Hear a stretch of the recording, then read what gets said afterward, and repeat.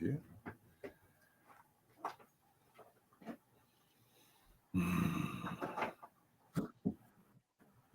There you go.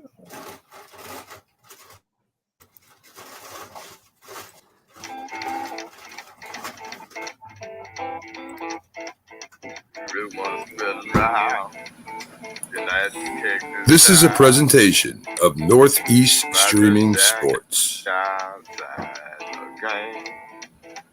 You know what I'm talking about.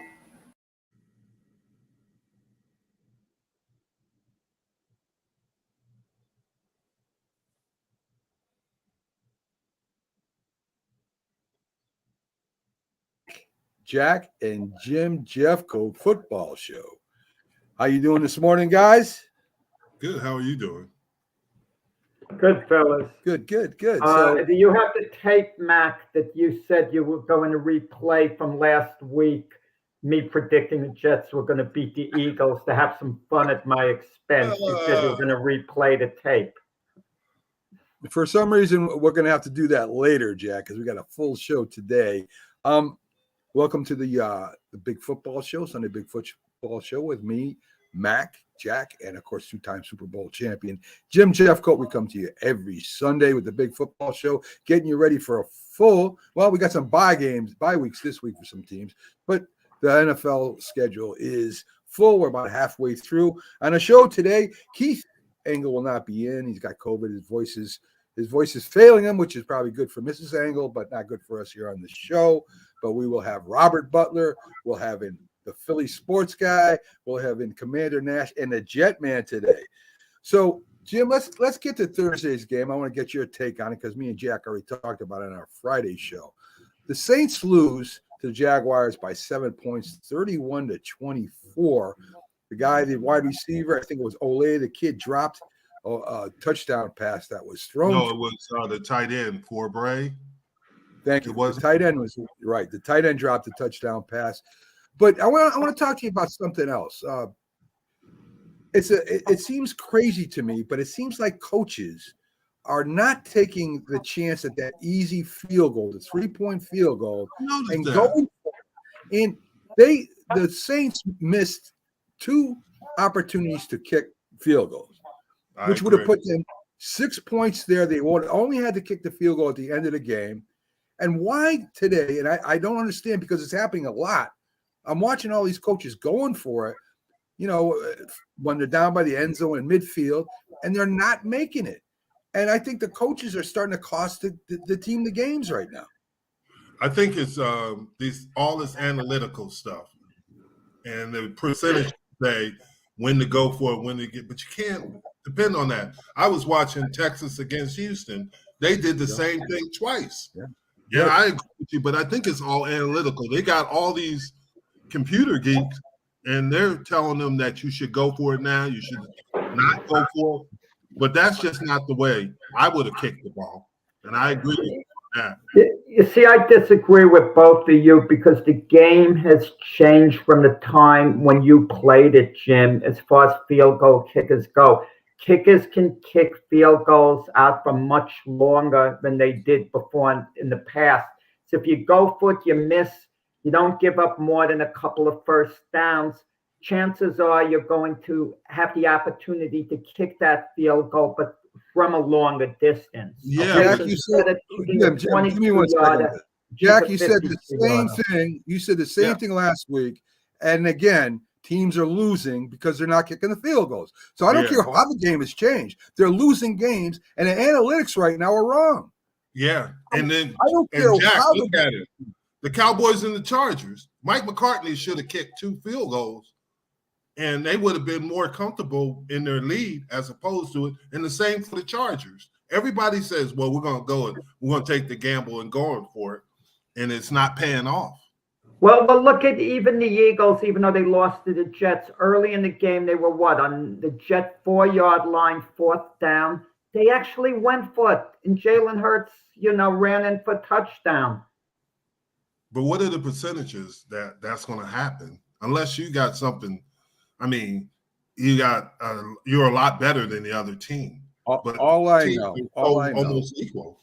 Every game I've watched so far, when they've gone for it, 4th and 2, Eagles, the only reason why you won is because the kickoff return, punt return anyway. But the point I'm making is that the reason that these teams are losing is because they're not taking those 3 points. I watched college games just like you did yesterday, Jim, especially with Keith not being on, and it happened in a few games. Yeah. They didn't take the field goals, and they missed the opportunities of getting 3 points and getting closer or winning the game. I just don't can't understand. argue with you. I can't argue with you. I mean, I don't know. I think you got to take gut feelings. How good is your kicker? What is the score at the time? And then it's a lose-lose situation, because if you make it and you lose by 3 points, people are gonna say, "Oh, why didn't you go for the touchdown?" If you don't and you missed it and you lose by 3 points, you should have kicked the ball. It's all I know is that the defenses are playing a lot better right now, and they're stopping these guys on these 4th and shorts where they weren't in the beginning of the year, and it's just to me it's a little crazy. Which is fascinating if you think about it, because usually offenses get better as the season progresses, but right now defenses seem like they're getting better. Wouldn't you agree? Yeah, I definitely would. So again, Saints lose at home. Derek Carr throws for 300 yards, and the same thing as when he was with the Raiders. They can't win games with him throwing the ball like that.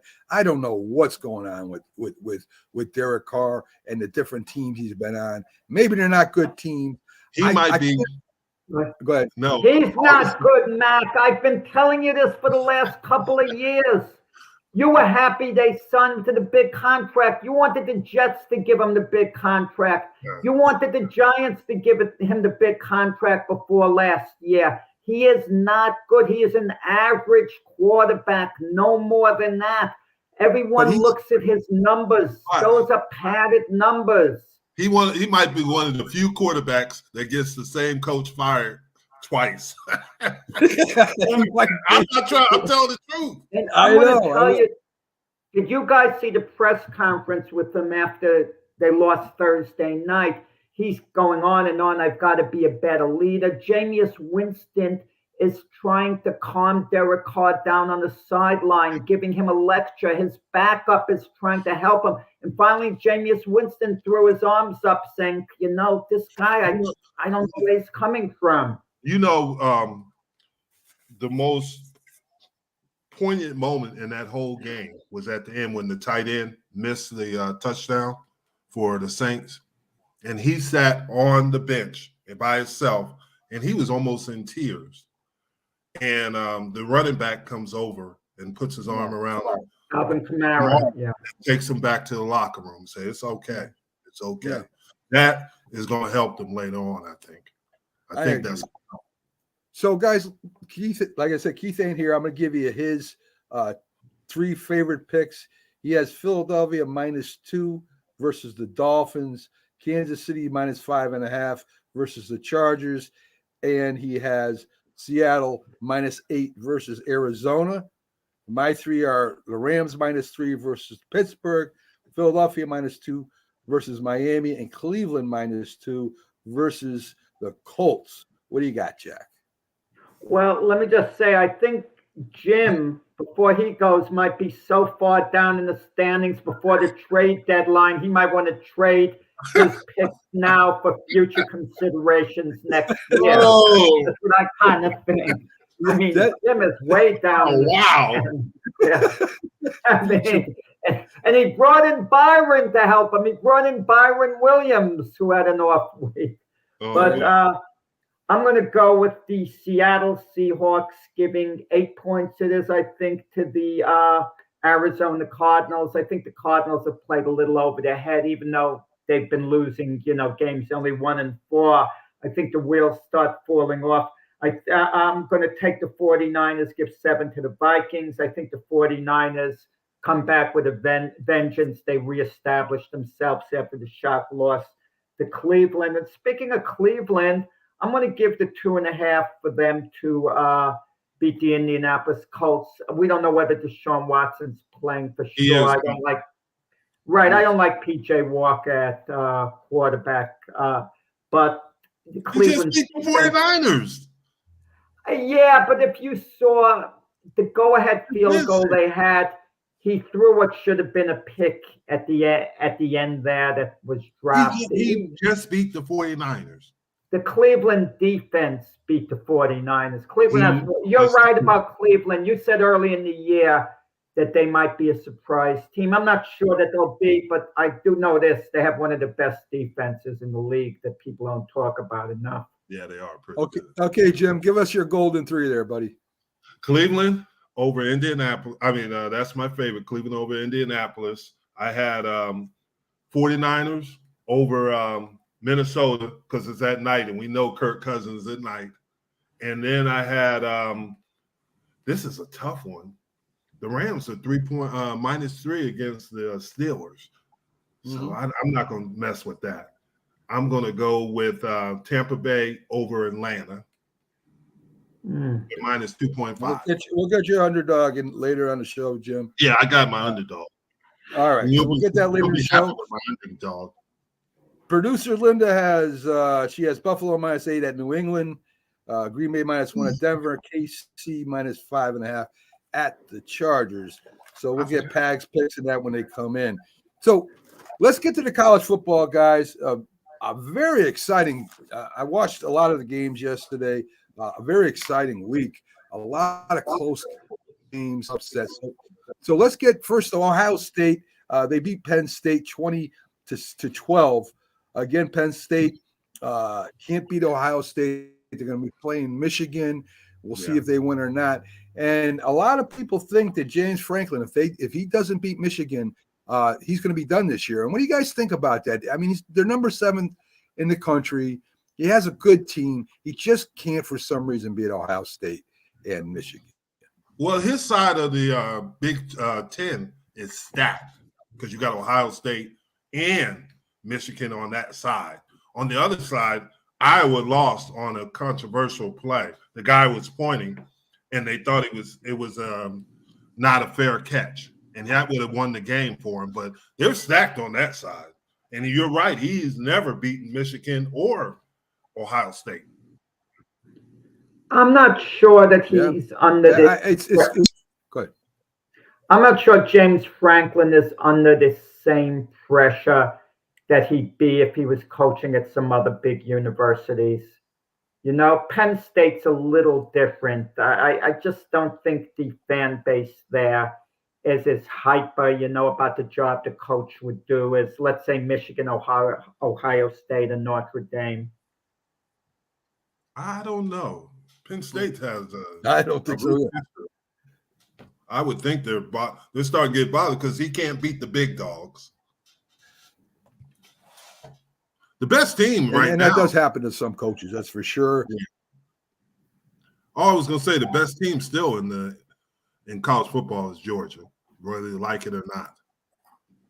Good morning, Rick. How are you? Well, number 2, Michigan. Good morning, Rick. Number 2, Michigan rolls over Michigan State. At one time, this was a really good game. They won 49-0.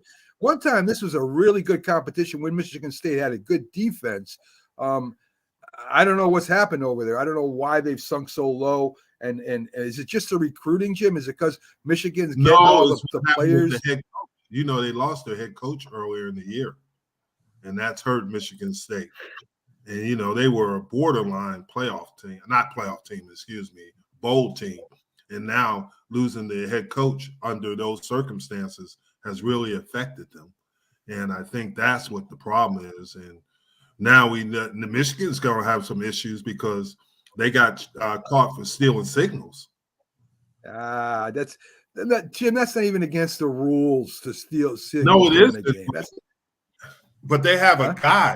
He was a former military guy, and he's been helping them go to the game and steal signals. Well, we'll see. The problem is not during the game. He was going on the road and stealing signals. He was going to the games in person. You can't do that. Jim, when you look at tape, when you're a football player or a coach, and you're looking at tape, are you trying to steal signals? No. So when you're looking at when you're looking at other teams play, you're not trying to steal the offensive. No, what I'm looking at is tendencies, and maybe a lineman gets too heavy in his stance. A quarterback looks at where he's going, or looks and things like that, the tendencies. But still, so signals. So you're No, not, I'm not. you're not there. And so if Go the offensive coach is doing one of these things and they do a power sweep to the right, you don't pay attention to that. I really didn't. I'm worried about the leverage on it, and then some coaches probably did. But I'm looking for tendencies. Okay. So Florida State gets tested by Duke, 38-20. The quarterback there injured his ankle again, Yes. but it was a good game. Florida State did win. Washington's high-powered offense only gets 15 points against Arizona. Very, very 2 interceptions crazy. by Arizona Yes. State. Don't say Arizona. Arizona State. You got to say Arizona State. You can't Yes, Arizona. Arizona State. You Right. can't disrespect us like that. 15-7. 15-7. Pretty good, Yes. but still ended up losing at the end. Oklahoma gets taken in the fourth quarter, beating UCF 31-29. Yes. I watched this. That game was unbelievable. Yeah, and they did had you see the guy from UCF when he was running past the Oklahoma line, sideline, blew a kiss at him as he was going for a touchdown? Now that's what you call concentration. I mean, they had a chance to win that game at the end too. That's another game that that they had a chance of winning the game. They ended up dropping. It was a badly thrown pass at the end of the game in the dirt. They had a chance to score at the end. UCF did so. Very close. Texas gets taken in the last drive, beating Houston 31-24. Another game that was in the balance there. Texas, I thought was a lot better than what they were. I'm not saying Houston's scrubs. That's a unique rivalry. Did you know that since the 60s that Texas refused to play Houston in Houston because of what Houston did? They were supposed to give them so many tickets, and they cut it in more than half. And they did it again. Texas's band was supposed to have so many tickets, and Houston cut them to less than 100 tickets. It's a crazy ride. They don't like each other at all. That's why Texas would never let Houston get in the Big 12. So what happened with the band then? Not everybody was there. They couldn't play their marching songs. They had to double seat them, but they couldn't take their equipment with them. And then, I mean, it's really serious. Wow. And I watched that game, and Houston did play well. Yeah. But Houston's not that good. I'm just Texas. And then they lost their quarterback. They lost Evers to a shoulder injury. Yeah. How long is he going to be out for? Do you know? Looks like he might have. I can't tell you how long, but it didn't look good. They took him. They didn't take him to. Is Manning going to be the next man up? No, it's Malik. This kid's pretty good. His name is Malik. I think it's Murphy, but he's pretty good. But Manning would be his backup.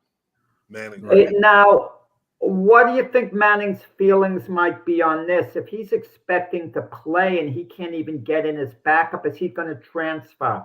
No, I think he's even.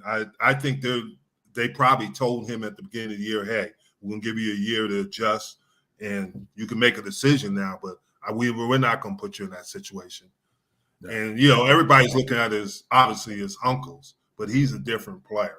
He's going to be pretty good, and but it might take a little time. And if the quarterback that they put in for Evers had some injuries too, so Manning could be the quarterback by the end of the year. Yep. Oregon, number 9, also gets tested, ends up beating Washington State. Washington State and Oregon State, both of them are very good teams. They're not the caliber of Oregon or Washington, but they're very good teams. So, you told Oregon. It was Oregon against Washington State. Yeah, Oregon against Washington State. That's what I said, Jim. Yeah, I'm just saying Washington State and Oregon. A little better. That's going to be a good one. Yeah, I'm just saying Oregon State and Washington State are two very good teams. They're not in the top 10 with Washington, Oregon, but they're very good. Number 10, the University of Carolina had their chances, but gets upset by Virginia. And I was talking about North Carolina. North Carolina lost to Virginia. They got upset. Yeah, that's what I said. You said South Carolina. Did I say South Carolina, Jack? I wasn't listening to Jim Mack. Okay. Anyway, I'm just trying to help out. Went over my head. All right. I always Anyway. think a game ahead, Mac. Yes. In other words, Jack's always thinking about what he's going to say as opposed to what anybody else is saying. But it is the University of Carolina, North Carolina, that did get upset. Yeah, they were Virginia. 6-0, and Virginia actually has been struggling. I watched the game, and Virginia deserved to win the game. I watch all these games. I got multiplex. I watch like 4 games. So right. So USC again, they lose to Utah. Utah. I don't think that Utah has that great of an offense, but they end up putting 34 points up on USC. We were talking about it before the show. Lincoln Riley out there puts everything in the offense, and so for some reason he can't get a defense together, no matter where he's. You want to hear something crazy? Is that Lincoln Riley's 0-3 against Utah, and just like you just said, is their defense makes plays against USC. If you can stop that offense, you can beat them, and that's what Utah does. Utah is a very, very good team. Yes, they are. My Air Force beats Navy 17-6. They're ranked in the top 25. I think they're 22 last time I saw. I love to see them. I love to see the military schools up there, and hopefully they get a bowl this year. Alabama beats Tennessee 34-20. I think Tennessee knocked them off. I think it was either last year or the year before. Last year. But Alabama's still hanging there, number 11, with only 1 loss. So watch out for them. And they beat them in the second half. Alabama was losing at halftime. Yes, they were. They came back into the second half and beat them. Fumble returned all the way for a touchdown at the end of the game. It was like with Tennessee was disappointing. You have a number of schools with 1 loss, and in the past, 1 loss would come close to knocking you out of the national championship picture. But now certain schools with name value, they've lost 1 game. I don't know, is a second loss going to be really crucial and then their season as far as playoff aspirations go. But it's kind of interesting how it's going to play out. Alabama's one of those teams with 1 loss who's not the Alabama we've known in the past. This seems to be a weaker version. But who knows? Maybe they hang him with 1 loss, and when all's said and done, they surprise us, even though I don't think so. Yeah, but there have been 1-loss teams that got in the college football playoffs. Right now, you got to look at Georgia's the number 1 team. Then you got to look at Ohio State and Michigan, both. And then you got to look at Washington, if they can keep their Do we look at a team like Georgia based on their reputation? Let's say Georgia hypothetically didn't have those national championships. They wanted to be defending champions. Would we be looking at them as the favorite? I'm not so sure. Why?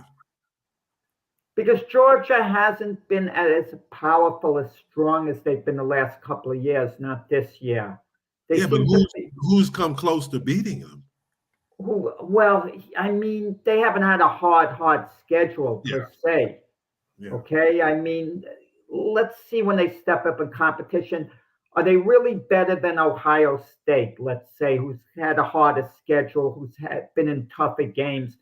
Is that going to help Georgia or hurt Georgia later on, dominating games, not playing in tough games, as opposed to a team who's been in very competitive games, just to win? Who's going to be better served, down the line? I think Ohio State better worry about Michigan. Yeah. That is going to be an unbelievable game, those two. Jim, speaking of Michigan, with Jim Harbaugh, if they win the national championship, is he automatically gone because it can't get any better than that? They said they're working on a new contract for him, and I'm sure the news that came out, like Max said, it might not be that big of a deal, but I don't think Harbaugh wants to go back to the NFL. You see, I think just the opposite. I think all the restrictions in college, he might be tired of the nonsense and might want to go to the NFL, where you don't have to answer to university president, an alumni. You have to answer to an owner, and if you get the right owner. Yeah, but if you remember, he had to answer to the general manager. That was part of the problem in San Francisco in answer to upper management, and he didn't like that. So let's get to some Patriots news here. Bill Belichick, a lot of stuff is coming in from the fans, from the public about him maybe stepping away at the end of the year. Even Teddy Bruschi and Ty Law have mentioned that maybe it's time for him to step aside. They only got one win right now. They're going up against Buffalo. Maybe the game and maybe New England has just gotten stale for Bill Belichick. If he comes back and say the Patriots end up getting close to 500, say they put together some kind of winning streak, they get close. You still think that he leaves at the end of the year if he doesn't have a winning record? I think Bill Belichick's a lifer. And by that, I mean, he was like Coach Landry. They're going to have to push him out to get him out. He's not going to resign. He's going to go as long as he can go. This is what he is, and this is what he does. Right or wrong, they're going to have to say, hey, Bill, it's over. That's the only way they're going to get an opportunity to get him out of there. He could get a job tomorrow. He's that good. Oh, yeah. I think Mac, it wears on the owner, Robert Kraft, all this criticism after a while. I mean, sometimes you don't want to move on from a coach, but you feel you have to because day in, day out, you're hearing what's wrong with the Patriots, Belichick. You just get sick of it after a while. It gets to you. And for him he'd have to go 7-4 to finish 8-9 the rest of the year. Okay, and they're not likely to have that type of turnaround. And it would be 4 years in a row since Brady left where they had one playoff appearance and they lost that one playoff game badly. I don't see Belichick being back next year. Does he even last out the season? I think he's allowed to last out the season, but I think Robert Kraft is basically made up his mind now or is going to make up his mind soon. This is Belichick's last year. He'll sit down with Belichick and say, you can finish out the season. We're going to give you that respect. You can finish out the season or you can leave now and seek another job.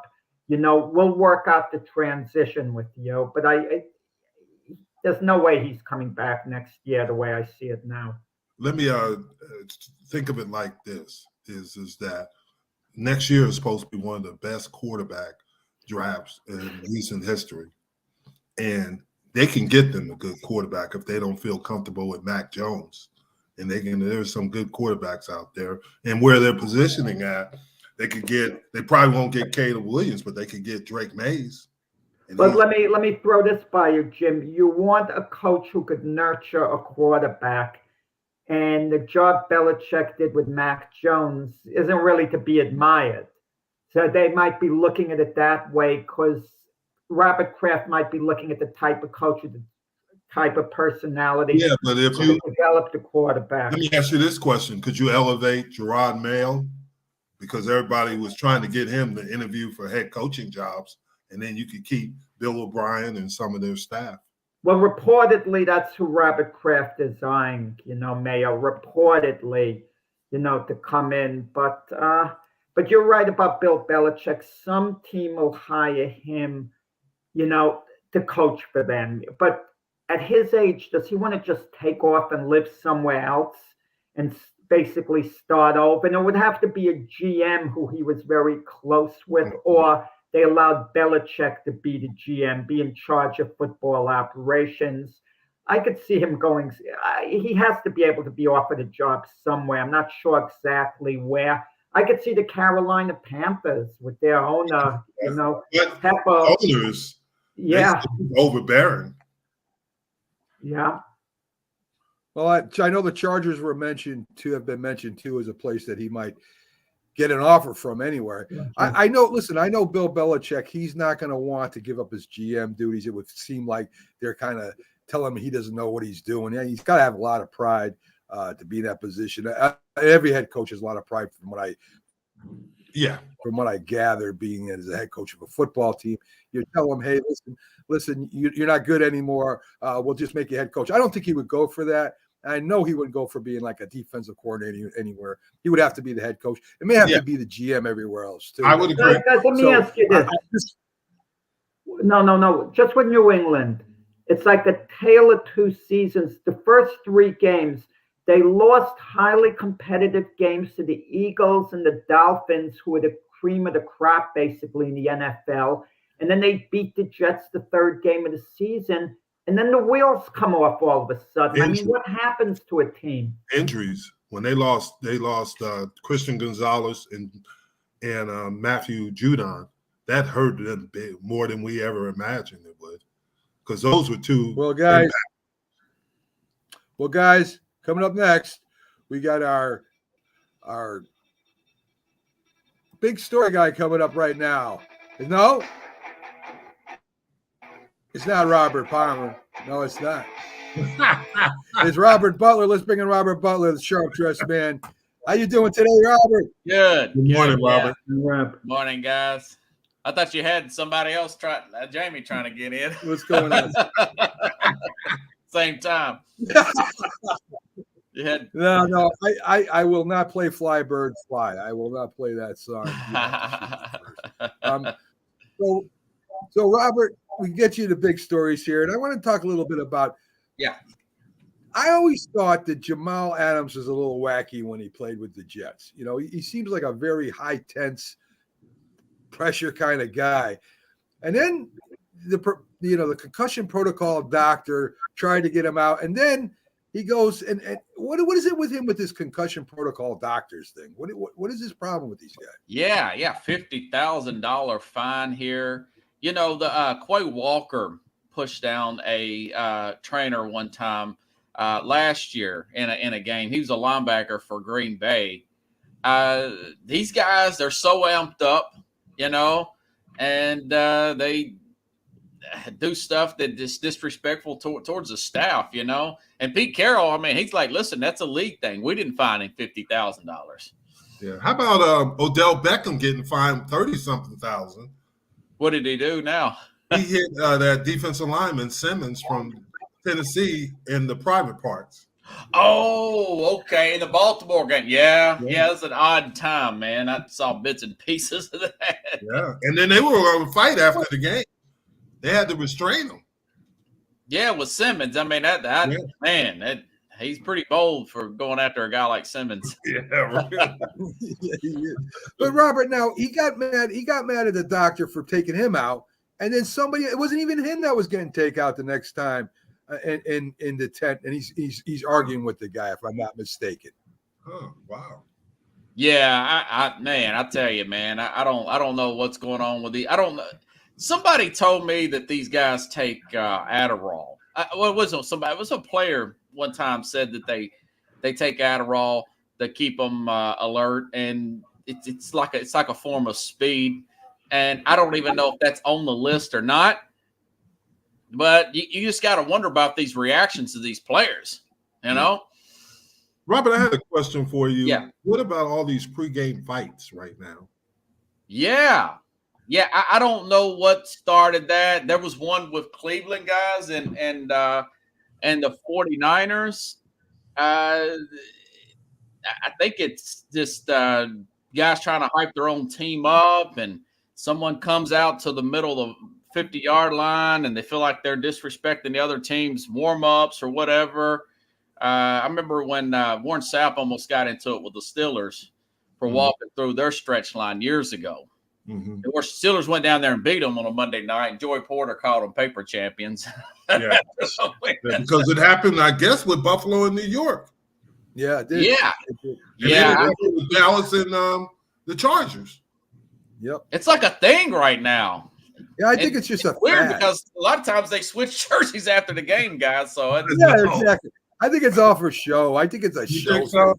No, they're hopped up before the game. They're psyched. There should be a rule, a line which each team isn't allowed to pass. Supposedly, at least when I played, it was. Yeah. There are rules. There are rules. They're just breaking them. Well, if you pass that line, it should maybe be a game ejection. That's how seriously maybe they should take it. Yeah, I'll tell you the truth. If Jack ran the NFL, everybody would have at least one game rejection.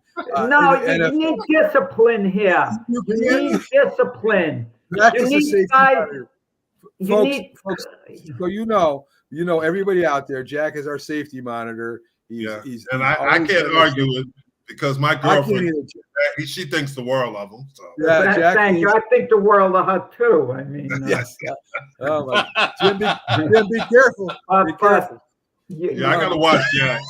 You need. There was a Jim brawl on the especially vouch for this. You need disciplinarians like Barry Switzer running things. No, but because I've never seen these many pregame fights. And it's a show now, Jim. As Robert says, at the end of the game, they're handing each other their jerseys and their shoes. And come on, get out of here. These guys normally have backup. Jim had two tall Joneses backup. That's why he was so bold before. That's right. I would be too. I definitely would be too. I wasn't worried about anything. Yeah. He's still looking for you, Jack, by the way. Yes. Robert. Yeah. Let's get to the three. There's three big names that I want to talk about. All running backs that might be on the trading block before the trade deadline. One is with your team, as a matter of fact. Yes.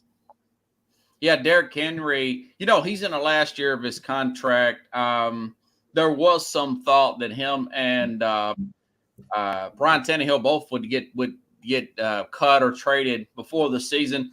There was a lot of trade talks there, rumors and air quotes. For them too. Tennessee's 2-4. Nothing has came to fruition, but we'll see. I mean, the schedule does get lighter. The schedule gets lighter for them as they go along, and as you can see, nobody's really running off with the division, even though Jacksonville's got their footing somewhat. But it's something to monitor here coming up on Halloween, guys, which is the trade deadline. I mean, there's two other ones. You got Zach Moss, who's having an incredible year, his best year by far. Yeah. But you also have Jonathan Taylor, they just signed. So that's another person that might give some value since he's come up on his free agency too, Robert. No, Taylor re-signed.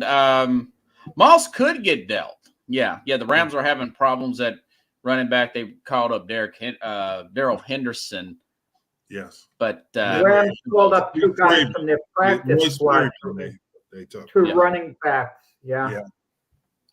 And Delvin Cook again. The Jets picked him up for some kind of backup, but their two running backs are playing well right now. Carter's kind of getting more carries than Cook now, and Cook is almost disappearing there. So there's another running back that maybe a team will want to pick up for a second running back in a core that maybe is going for playoff drafts. And I think it's all because, Robert, these are going to be teams looking for these types of people that are going to be in the hunt. I don't think they're going to be teams that are like, below 500. They're going to be the ones that want to get in the playoffs. Yeah. Correct me if I'm wrong, Robert. From my understanding of Derrick Henry, they want too much for him. Because he's turned into a dual threat. They're throwing in the ball more. Mm-hmm. He's a really strong guy. I tell you what, man, if you offer me a second round pick, I would move off. I mean, I understand it's a business. The fans around here don't like it when I say that, but you have to make these tough decisions sometimes. Yeah, but from what I heard, they want a third next year and a fifth, and nobody. Okay. Well, that'd be 2 picks. Yeah.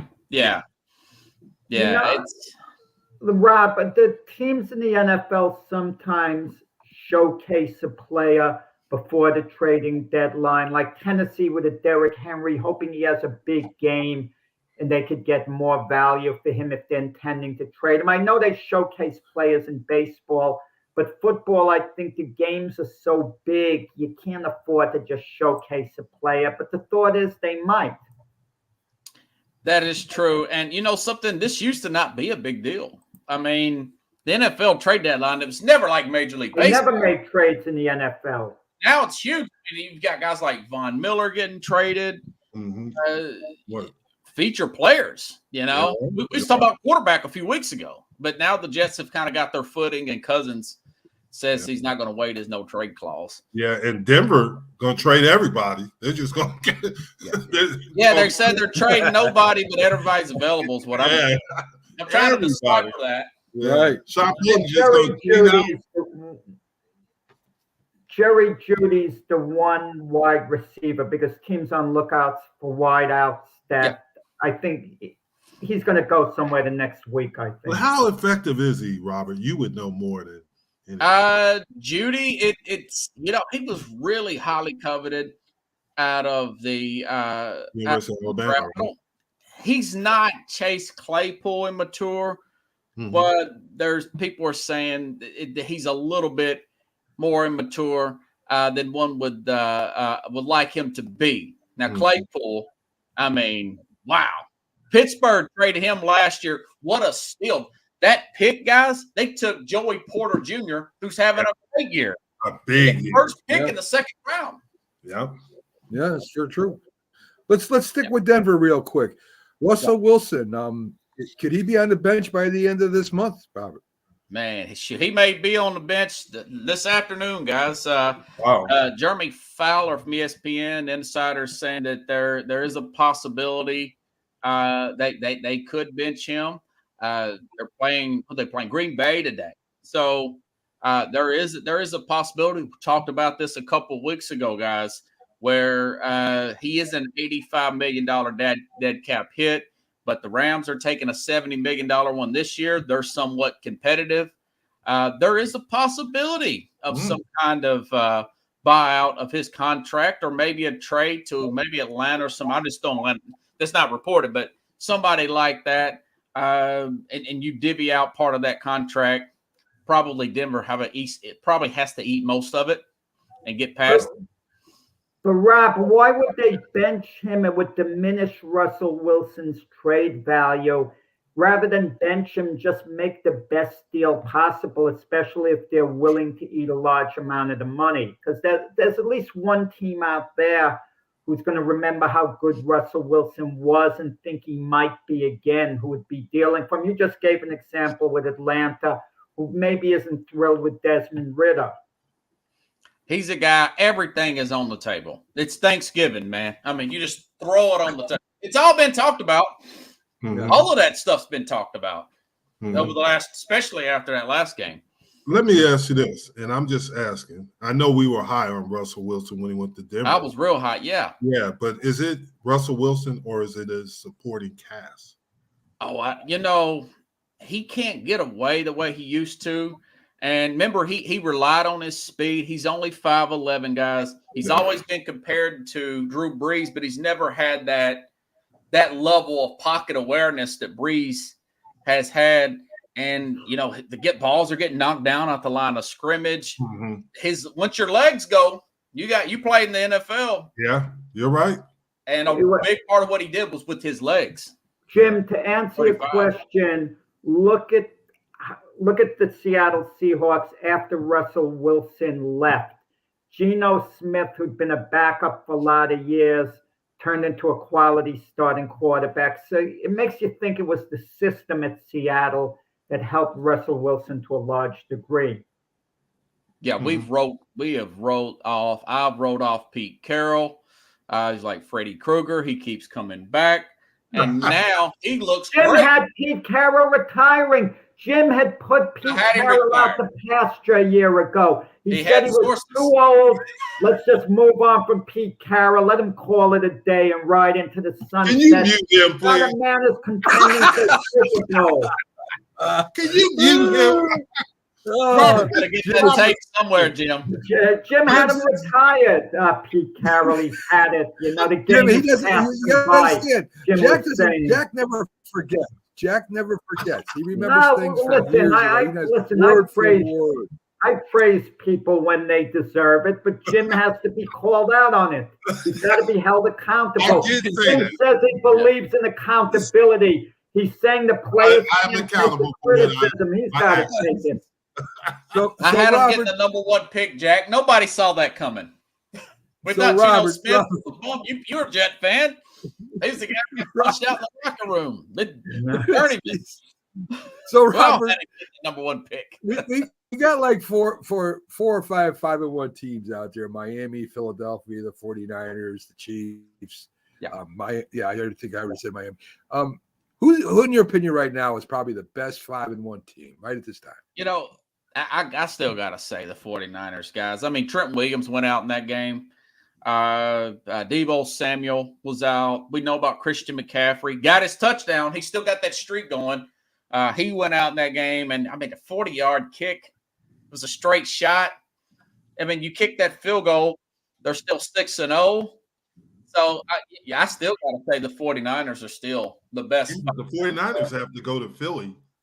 Really? In a couple weeks. Yeah, they play in Philly. They don't It's play. that's going to be interesting. It depends on the health of everybody. Because you got to think Philadelphia plays Buffalo at home. They play Miami at home. They're going through the gauntlet. They're going through the gauntlet with Philly. Yeah. Yeah. So, real quick about the Giant Commander game. The Giants moved up to get Tyreek Hill, right? Not Tyreek Hill. Hyatt moved up to get Hyatt. I wish they moved up to get Tyreek Hill.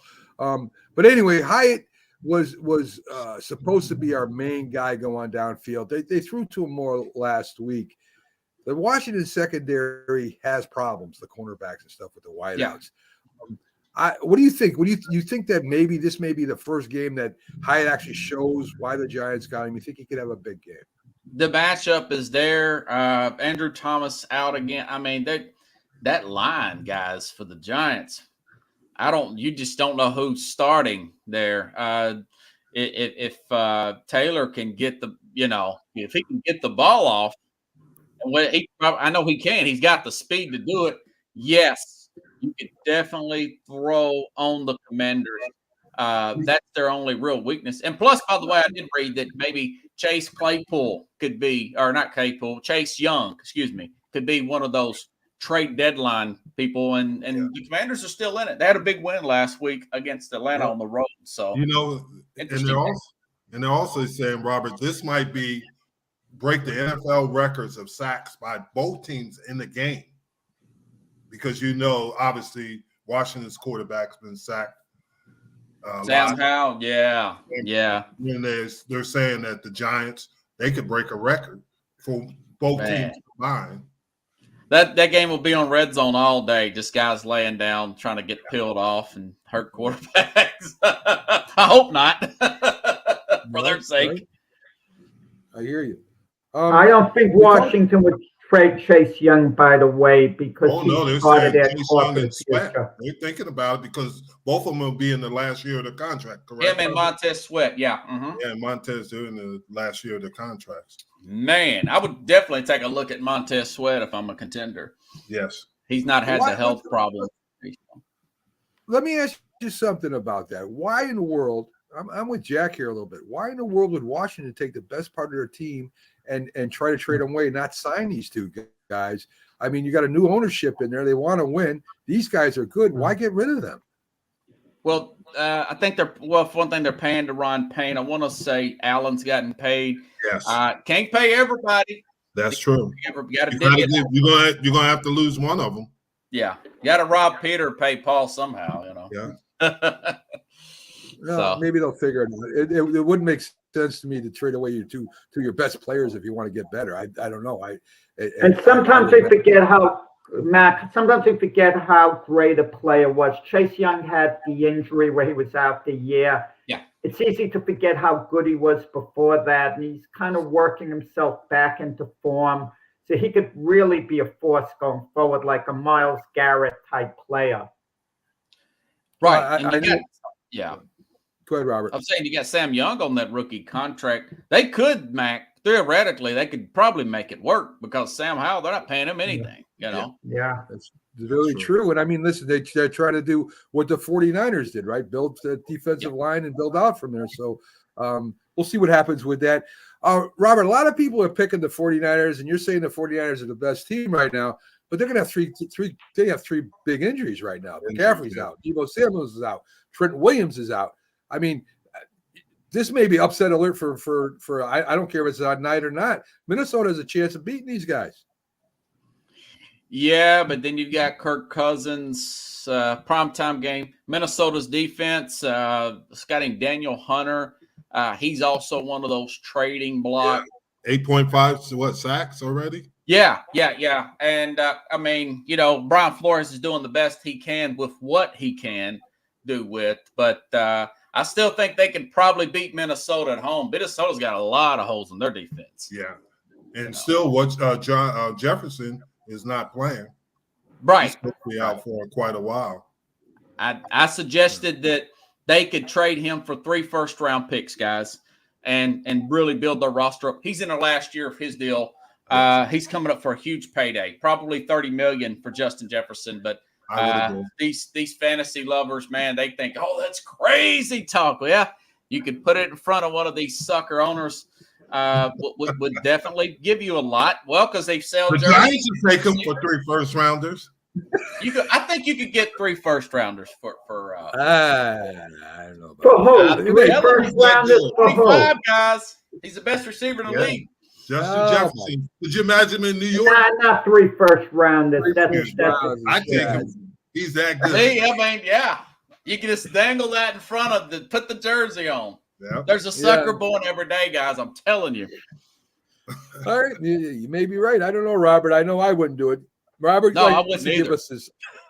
Robert gives us this fantasy football team. So if you're a big fantasy football player, Robert's in 20 different leagues, including the ones overseas. So he'll put together a team for you today and see if you can win with this team. Go ahead, Robert. Tell us what you got. Yeah, I got Mahomes gets the Chargers. He's got a great matchup there. I think he breaks out of his funk. Chargers played on Monday night. Aaron Jones. I like to take running backs off bye weeks. He's definitely going to play Green Bay against Denver. We just talked about Denver's defense. They're down there with Minnesota. Jared Warren, he's the guy from Pittsburgh, running back coming off a bye week, also playing the Rams. That'll be another home game for them. A lot of Steeler fans going to show up in those LA Rams game.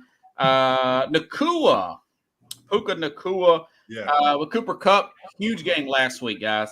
I think this guy Nacua will have the game this week. They're going to try to swarm him. That Pittsburgh D going to try to swarm Kupp probably. And this Rice from the Chargers, rookie wide receiver, starting to get more involved in the offense for the Chiefs. And Luke Musgrove, Green Bay, tight end, got a great matchup, 6 to 7 targets against Denver. And Josh Palmer on the other side, he's the wide receiver for the Chargers. By the way, this Quentin Johnson, I'm hearing and reading that he's somewhat of a bust so far for the Chargers. First-round pick out of TCU, Jack. And, of course, the Browns' defense, statistically the best defense in the NFL. You saw it on this play last week against that 49er team I just mentioned, who was killing everybody, 35, 40 points. Yeah. Well, they're going against the Colts today. Anything else you got, Robert, before you leave, or any other big stories hanging out there? Well, I did save a lot of money in my car insurance this week. I just want to give everybody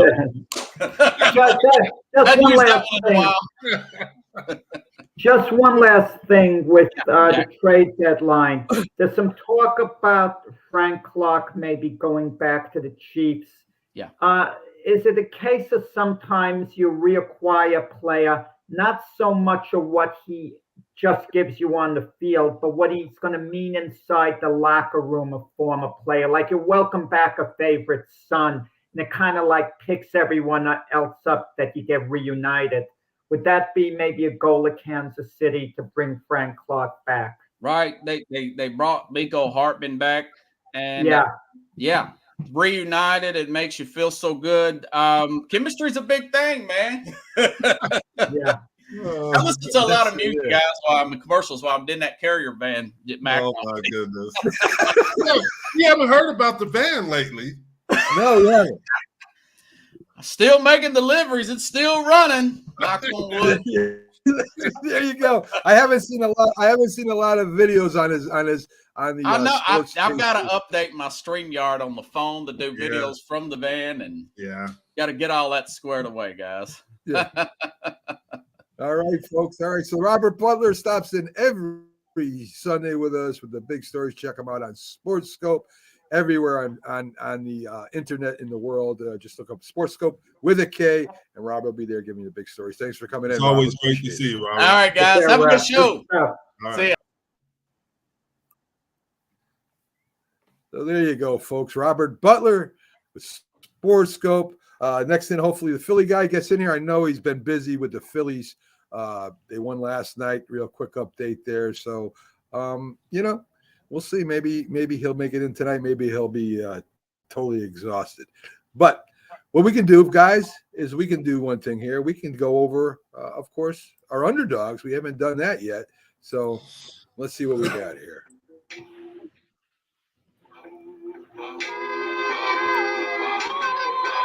When criminals in this world appear and break the laws that they should fear and frighten all who see or hear, the cry goes up both far and near for underdog. Our underdog picks, folks.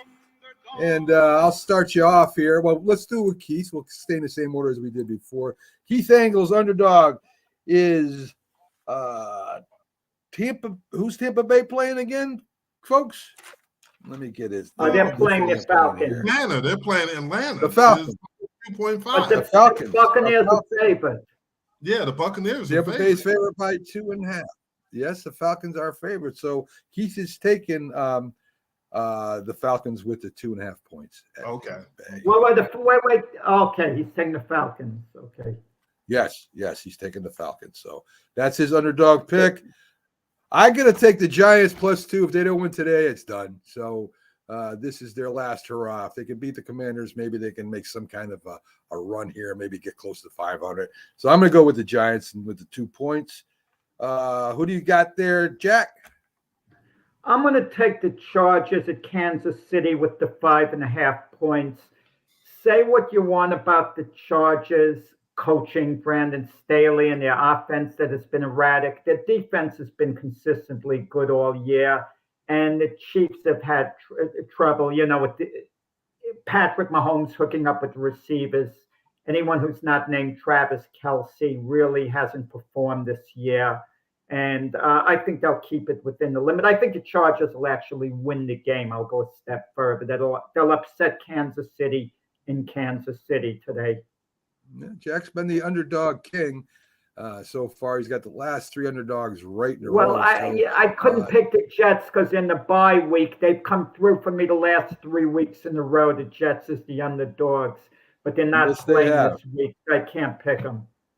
That's true. So, Jim, who's your underdog pick? Detroit over Baltimore. Baltimore is -3 at home. I'm going with Detroit. That's a good pick, dude. Yeah, that's a toss-up game. I don't think it is, Jack. I think Detroit is playing. Detroit is quietly becoming one of the better teams in the NFC. But Lamar Jackson is going to get better as the season goes along because he's going to get used to the new offense and all. Who's he going to throw to other than Flowers? He doesn't have a lot of people because Odell Beckham is not showing up. He doesn't, and then Andrews is not healthy, the tight end. So I'm going to go with Detroit. I think Detroit's a good pick too. I that was me back and forth between the Giants and Detroit. Producer Linda is also going with the Giants. She also thinks the Giants have owned the Redskins the last 3 Commanders last 3 games. So we'll see if they can continue on with that. We're going to go. Let's start slowly going over the matchups here. Kind of get a little in depth, and we'll talk a little bit about the game. And let's start with the Detroit against Baltimore. Jimmy said Detroit's becoming one of the better teams in NFC right now. I think they are becoming. I think they are one of the best teams in NFC right now, defensively, offensively. Nobody wants to have them on their. We got them on the schedule, but nobody wants to play this right now. I agree. Goff is having a great year. They got a pretty good running game, which I'm really happy about because I've always been a Jared Goff fan. I think he got screwed in the Rams. I agree with that. They kind of gave him up.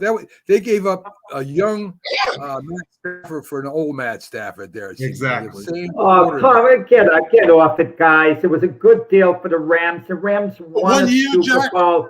Yes, it was worth it. There's a good chance they don't win the Super Bowl if Jared Goff is their quarterback. Jared Goff is not one of the best quarterbacks in the NFL. He's a good, competent quarterback. So you're saying that Matt Stafford is one of the best quarterbacks in the NFL, Jack? When healthy, he's better than Jared Goff. Clearly better than Jared Goff when healthy. Okay, Matt Stafford is a stats guy. Goff is a Kirk Cousins type, a good, competent quarterback, nothing special. I disagree. Okay,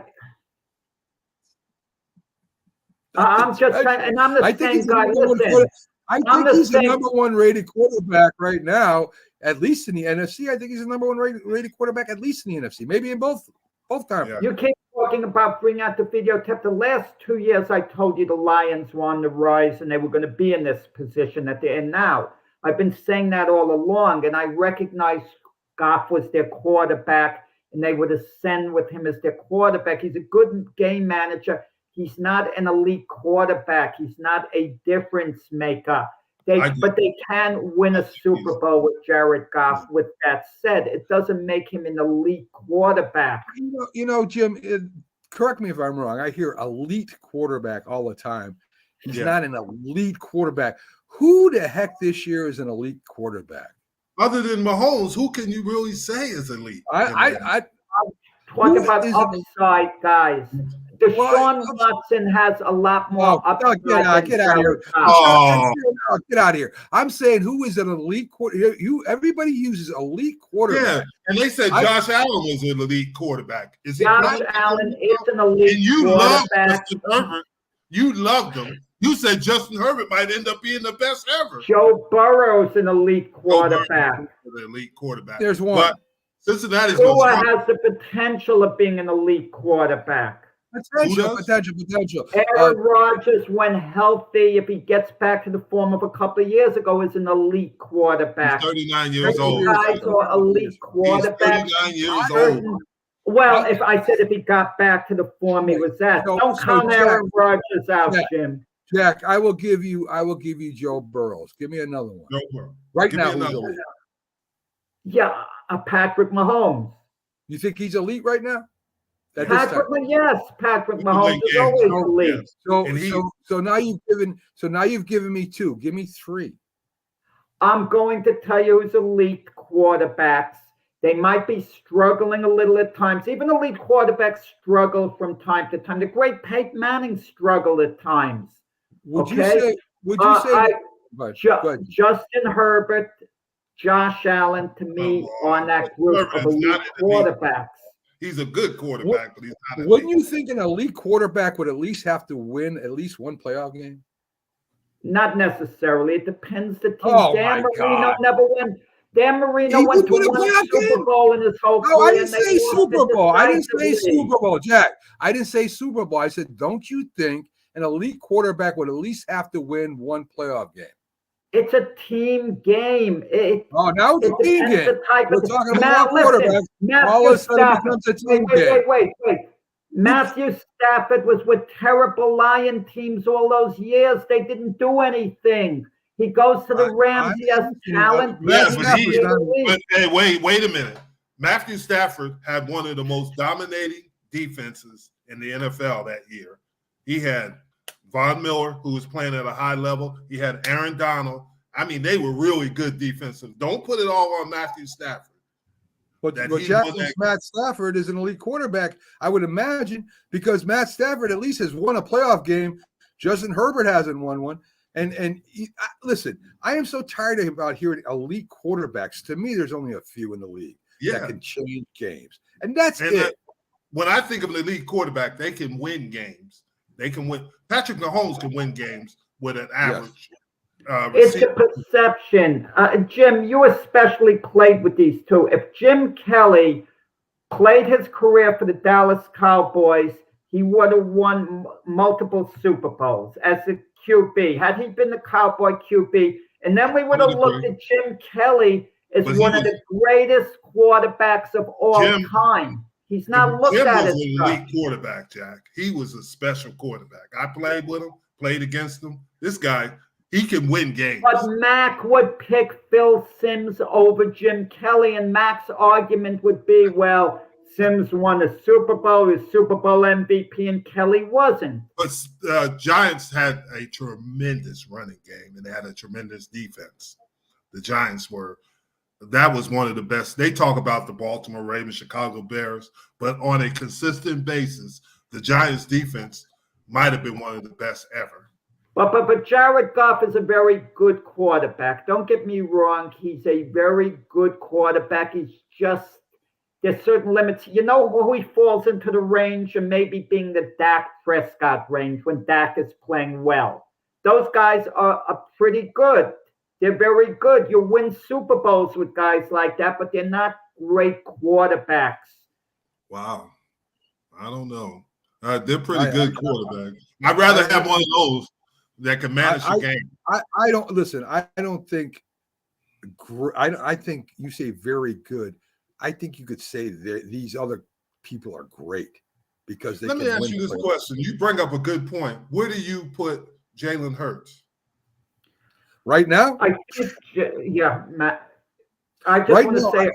Go ahead, Jack. Go ahead. I think sometimes a quarterback or any position player, they peak very early in their career and they're outstanding. And we think they're going to take off from there, that's just the start. But they actually slide backwards.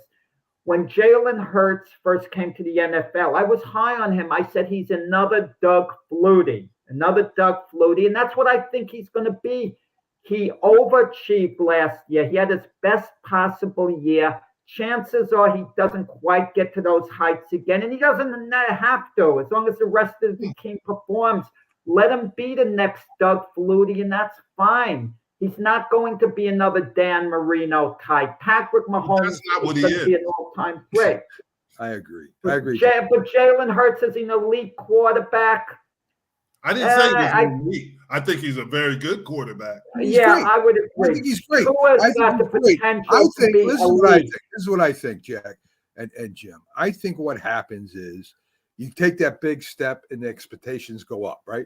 You expect them to even be a little bit more better. And then all of a sudden, maybe the pressure comes on and things happen and you try a little too hard. This happens to everybody. It's called being a human being. But I think Jalen Hurts right now, I think he's hurting. I think he's got a lot of pressure on him, and he's got to just play within the game. And you say, well, he's not elite, but Josh Allen is. Well, Josh Allen never went to the Super Bowl.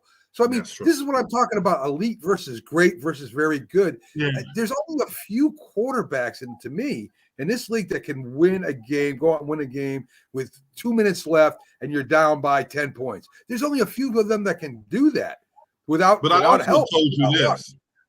It is difficult to go to the Super Bowl back to back. Definitely. Buffalo was amazing to do it 4 times. But when you go to the Super Bowl the first time, usually you're the hunter. But when you come back the next year, you become the hunted. And it's the most difficult time in the NFL that I had was the second Super Bowl because everybody was, hey, they played their best game against us every week. And you got to get up for it. And it is difficult. It's not easy. And that's why. Can I just say something, guys, about you mentioned Josh Allen. Well, he hasn't gone to the Super Bowl. It's circumstances. You guys forget. He played a phenomenal playoff game against the Kansas City Chiefs. So what, Jack? They went ahead with 14 seconds to go. And remember when they kicked off in the end zone? They opened the door for Patrick Mahomes. But that's why Mahomes is elite, too. Jalen Hurts had Absolutely. Jalen Hurts had an incredible Super Bowl, too, Jack, besides that fumble. So, I mean, all I'm talking about Josh Allen. Josh Allen. They would have won that game, Buffalo, and maybe won the Super Bowl that year. The difference between elite and very good are great. And to me, there's only 3 maybe quarterbacks that you could say. That's what I'm saying. And there's only – and to Jack's point, there's only a small window that you get to go to the Super Bowl. It's not as wide as people think it is because it closes fast because things happen, salary cap, injuries, and that's what we're seeing this year. The elite team, even with San Francisco, everybody's telling they're the greatest team, but Deebo Sanders has the shoulder injury. We don't know. He's not playing today, but we don't know how it's going to affect him. Christian McCaffrey has the oblique, and then Trent Williams has. And if you remember, Jack, you always record what I say. Injuries make a big difference in the NFL. They make a huge difference because you don't have the depth anymore. You just don't have the depth. But they're used as excuses a little too much because everyone has injuries. Everyone. Yeah, And but you have when to you find a lose way to frontline player overcome. like a Trent Williams or Christian McCaffrey, Yeah. or now Brandon Ayuk is becoming a big time receiver, but you still need more. Listen, San Francisco's a running team first, and it's gonna affect the running game a lot. Both those players being hurt. So we got Detroit against Baltimore. Detroit was picked by you, Jim. Is that right? For your underdog. Yes. I stayed away from this game because I don't know how good Baltimore is. I'm not sure what Baltimore is right now. I know I think they're 4-2 if I'm not mistaken. But some games they look really good, and some games they don't look good. I don't know what they are, and I don't know what. I just don't think they have enough offensive firepower to deal with Detroit right now. I think defensively they'll stay in the game, but I think Detroit is better offensively than them. Something tells me Detroit wins a high-scoring game by a field goal at the end. I don't know why I have that feeling it's not going to play out with the defenses dominating. Yeah, I almost took Detroit too, Jim. I just don't know. I just don't know how good Baltimore is. Baltimore come up and surprise everybody and win this game. They might. The Raiders at Chicago. You got the battle of the second string quarterbacks. But here's the thing, and I'm glad you brought that up. I would take Hoyer over some guy from Shepherd College right now, and that's who will be starting for Chicago. And I'm not saying that as a negative, but Hoyer's been in the fire. It's in Chicago, and I think Chicago is actually +2 on that game or +1. Well, I got the opening odds. Las Vegas is favored by 3 in Chicago, so it's probably Las Vegas is probably still favored by something in Chicago. Yeah. Interesting to me, Justin Fields. Pags mentioned the backup quarterback for Chicago there. He got a weird name, right? He thinks he's gonna be a surprise one day. I don't know, but Garoppolo. Why would a team want Jimmy Garoppolo? It blows my mind when the Raiders went and got Garoppolo. The guy is always hurt. Why would you? Why as a GM would you do that? And why would an owner approve something like that, Jim? I can't argue with you there. I mean, he has been injured, but Hoyer has played in this system before, and I think in the Raiders are actually 3-3, where the Bears are 1-5, and I just feel good about the Raiders winning this game. Although, just like you said, everybody's got Chicago winning 60 to 30. 60% of the people think that Chicago's going to win this game. Hoyer has been playing, Jack. I think Chicago does. I don't know do I call it an upset, but I think they edged the Raiders out today. I think there's so much mediocrity there. I know, Jim, you mentioned Brian Hoyer. You'd rather go with him, the very experienced quarterback who's been around a long time. But there's a reason he's been carrying the clipboard, for so long. What's going on in Raiders with Devontae Adams? Devontae Adams wants out. They say they're not going to trade him. Yeah. What can they get for Devontae Adams? Unless he's 30-something years old, 31. But this is an interesting theory. Teams rarely think about next year. If you're thinking about next year, you hold on to the Devontae Adams. You say, okay, it's going to be a rough year with him. He's not going to be happy. We're going to be much better next year, and he's going to help us next year. But teams don't think that way in the NFL. So Devontae Adams would be prime trade bait for someone. But I'm not sure, is it worth the Raiders' while? Like for 4th-round draft choice, would it really be worth it? If they could get a 2nd-round draft choice, I would think you move on, unless the Raiders think they can still make the playoffs. What are they, 3-3? So technically they're in the playoff hunt. So maybe Josh McDaniels has told Mark Davis, the owner, we have a shot at making the playoffs. Let's keep all our guys. I don't know. I'm gonna stay with the Raiders. I think they'll beat Chicago. I'm not okay. Be a big one. Devontae Adams to me is a little old in the tooth, but so is Julio Jones, and Eagles picked them up. So who knows? Maybe somebody in some team going down the line will offer maybe a third round. Who knows? And I foresee Josh Jacob having a big game this game. I think so too. I think so too. Jim. And Hoyer played well last week. He didn't play. He didn't lose the game. Let's put it that way. That's Cleveland at the Colts. Minshew against that good Cleveland defense, but they're only favored by 2, which surprised me a little bit, especially with Watson playing today. Is that telling you something about Watson or what? Well, I think it's maybe they have a little bit of thoughts about last week beating the 49ers. But Cleveland is, just like you said, is an up and down team. They play great one week, and then next week you're like, what the heck is going on? Cleveland's a scary team because you don't know which team you're going to get. So I think Cleveland will win this game, but it's going to be close. Well, Jack, I know you're a big Deshaun Watson fan still. What does Deshaun Watson have to do this year to make me think that he is worth all that stuff he got? Just shake off the rust. He's still a bit rusty. Just shake it off. Don't forget what he did when he was with Houston, how good he was. I haven't forgotten. He's young enough. He's been through a lot that he brought on himself. Don't get me wrong. He brought it on himself off the field issues. But he's now has a chance to focus on football, learning the system. Cleveland still, by next year at this time, he's going to be considered, in my opinion, a top 5 quarterback. We're going to be talking about him kind of as elite. I know you say I used the word lightly. I mean, they should win today by 7 points. So, Minshew is a very competent backup for the Colts. Yeah, you wonder what the Colts quarterback situation is going to be, because Anthony Richardson strikes me as the type of guy when he does come back next year. Can you trust him to be healthy? Because Anthony Richardson's instincts as far as hitting the deck as a quarterback and not getting hurt really weren't very good. And now I kind of wonder, what Indianapolis is thinking going forward. Can they really count on Anthony Richardson to stay on the field?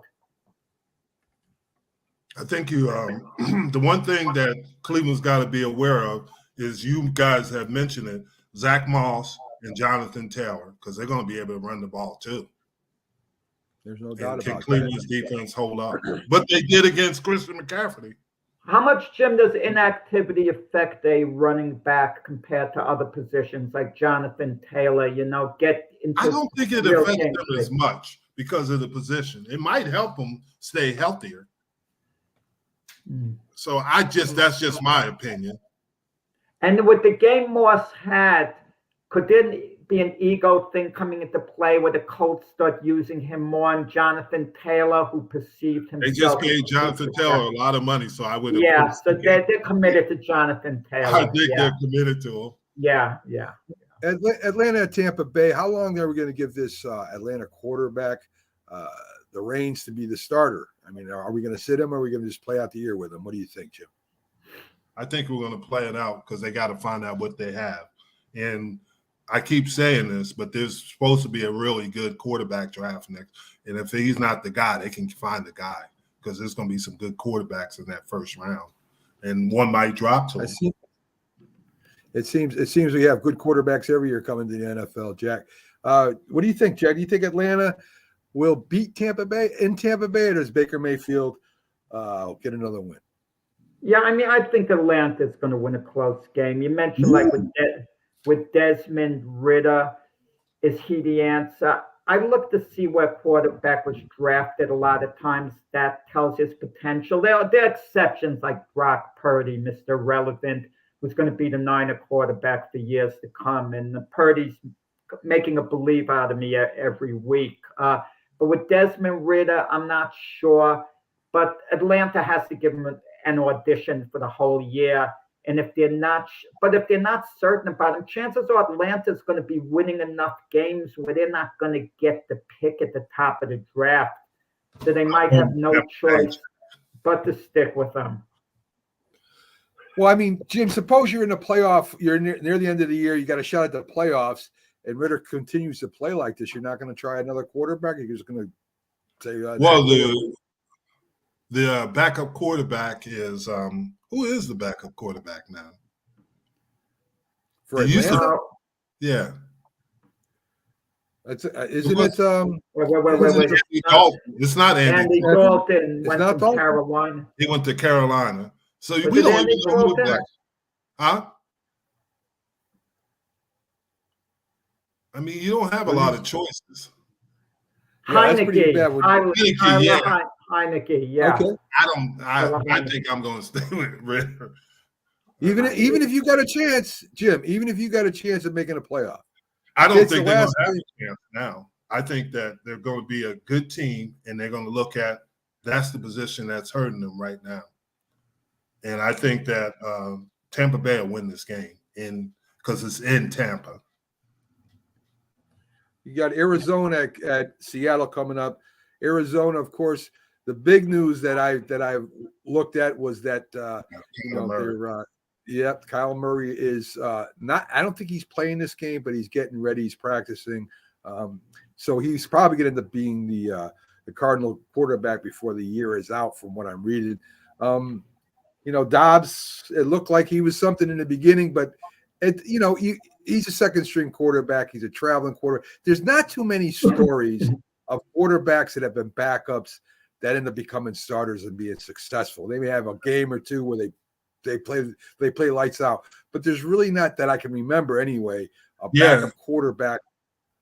Maybe Earl Morrall would be close. Yeah. I mean, there's a couple. I mean, but there's really not backup quarterbacks that are successful. Prime example is Fitzpatrick. Everybody Fitzmagic and all this junk, but he was just a guy.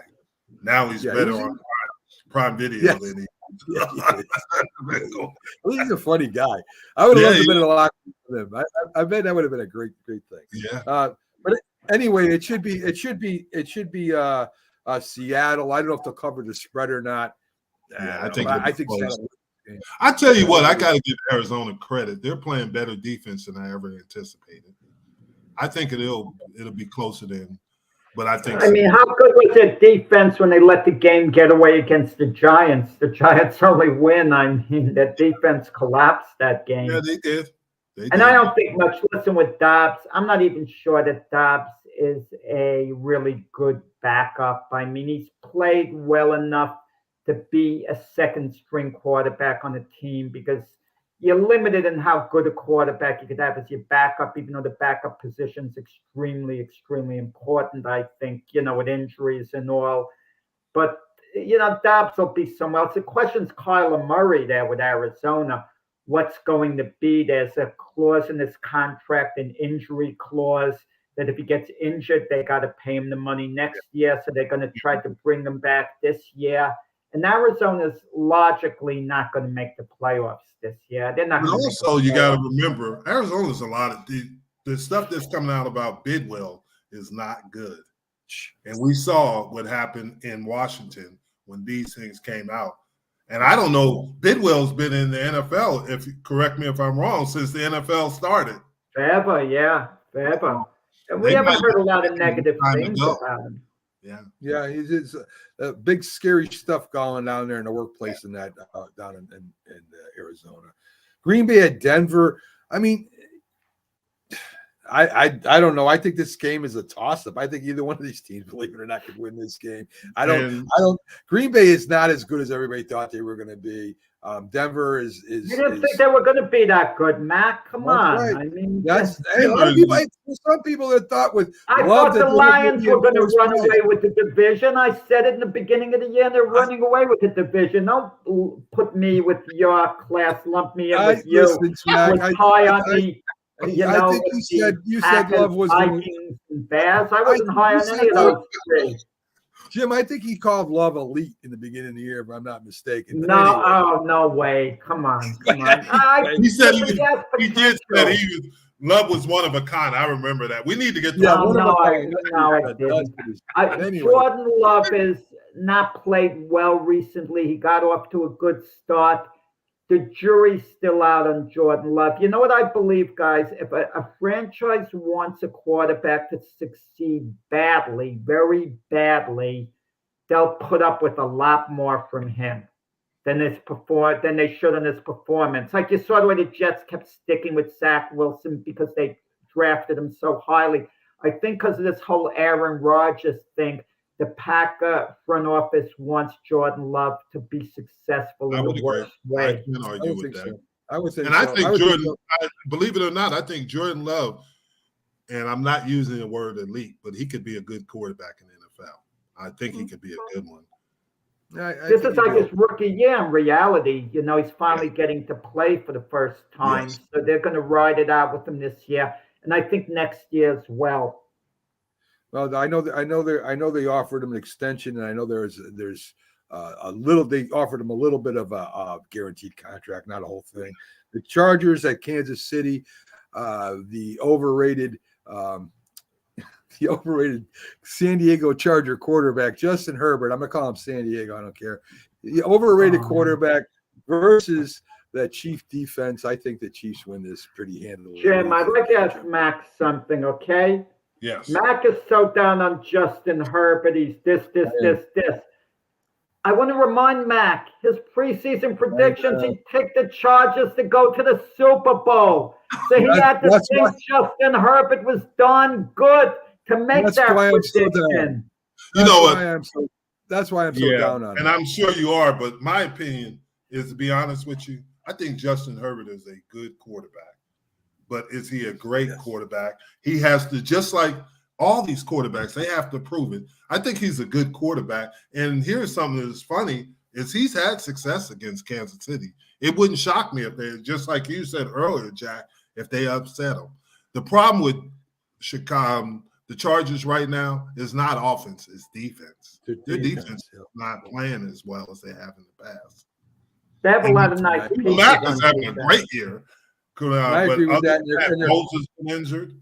You know what's going to happen, Jim? I'm going to tell you what's going to happen here. And I forgot. I didn't take the coach into consideration when I picked them going to Super Bowl.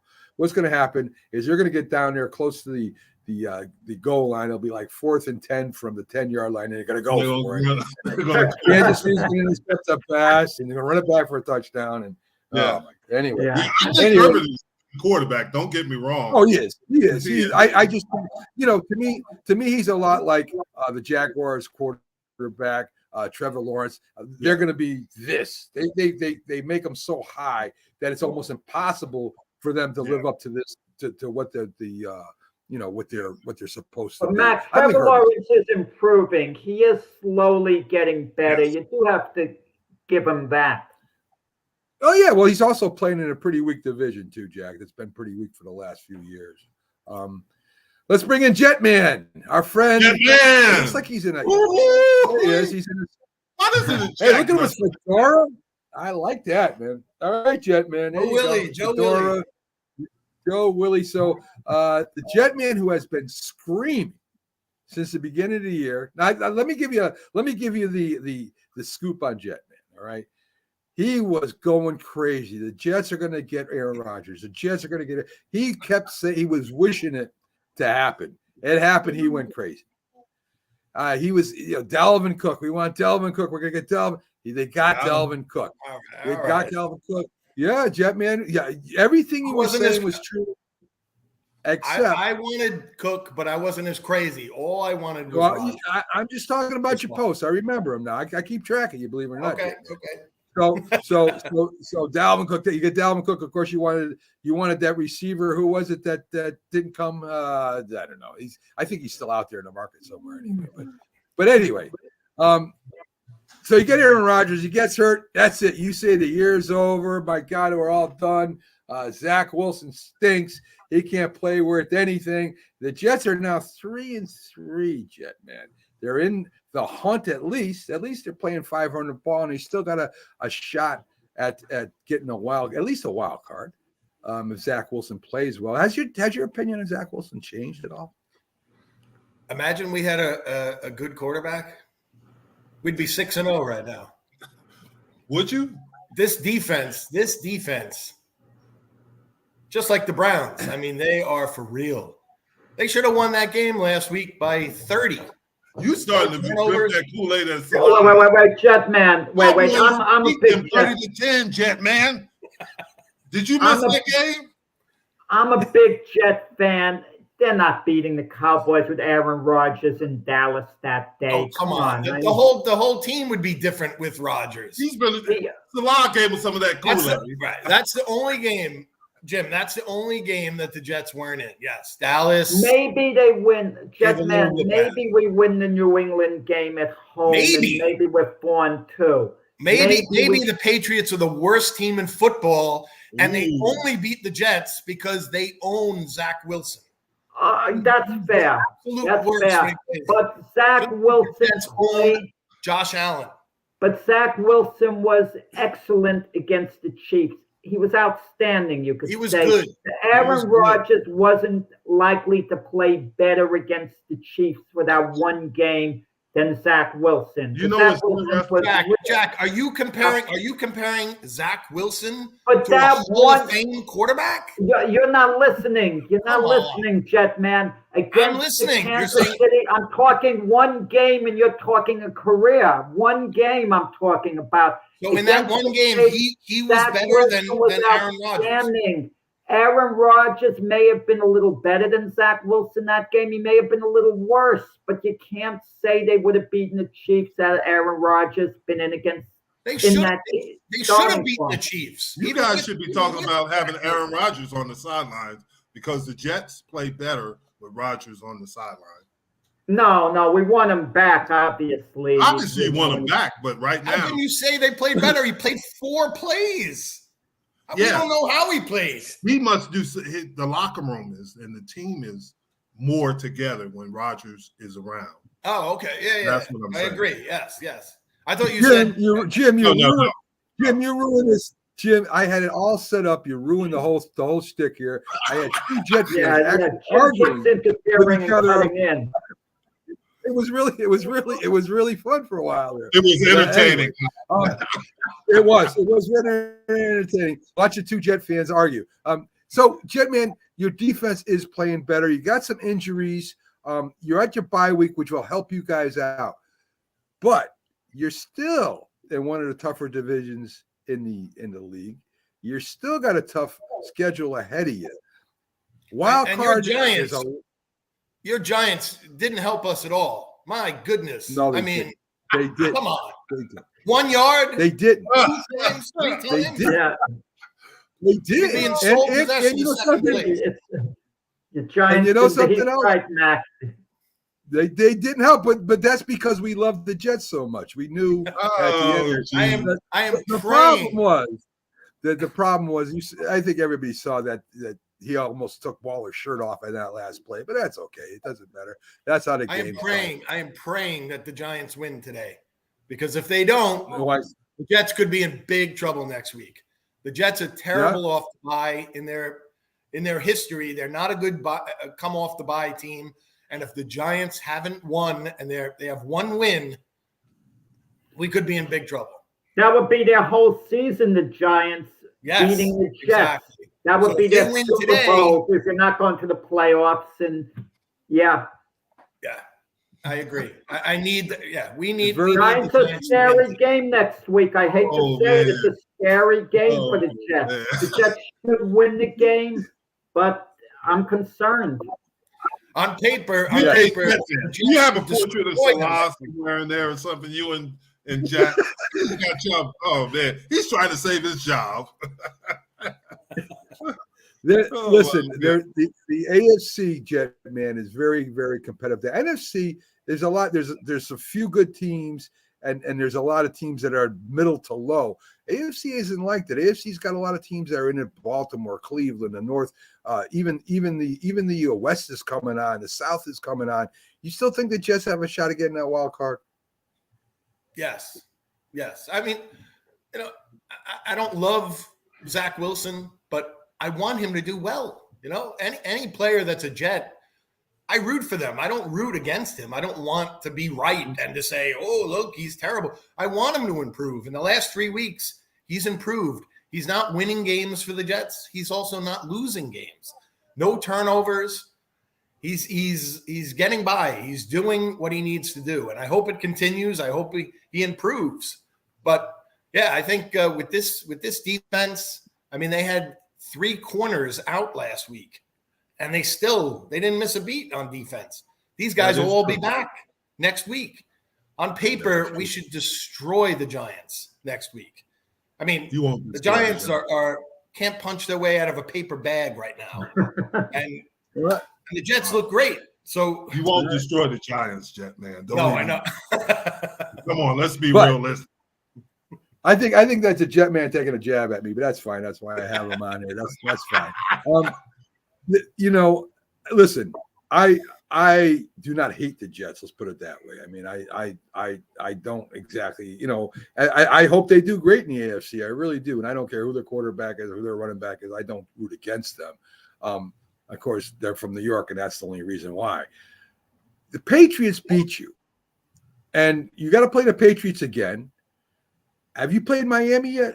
Have you played Miami? Not yet, right? So you got 2 games with them yet. You got Buffalo coming up too, and Buffalo, they're a good team. So I know you guys like Buffalo, but anyway, so again, the division, the schedule. I hope you guys do really well, but I don't know. I don't know if the Jets got the one thing that they need, and he's hurt right now, that would get you into the playoffs and win a couple playoff games. I don't think you have that right now. Look, though, Mac, you look at, they have a top 5 running back in the league. They have a top 5 receiver in the league. And he's not being utilized right now because Wilson can't get him the ball. Garrett Wilson is a stud and a star. The Williams brothers are unbelievable. Quincy and Quinnen. Quincy is probably the MVP of the team right now. He is on fire. He's playing, better than Mosley right now. I mean, he is a stud. They are stacked right now. If they had a quarterback, please get a backup quarterback. Don't bring in. Well, you want to sit down Zach Wilson now? Yes. You're looking to replace him now? Yes. I'm going to say something. All 6 Jet games this year, I'm not talking about the point spread. I predicted correctly who would win or lose. The 3 games they lost, I predicted they'd lose. The 3 games they won, I predicted they'd win. I'm not talking point spread.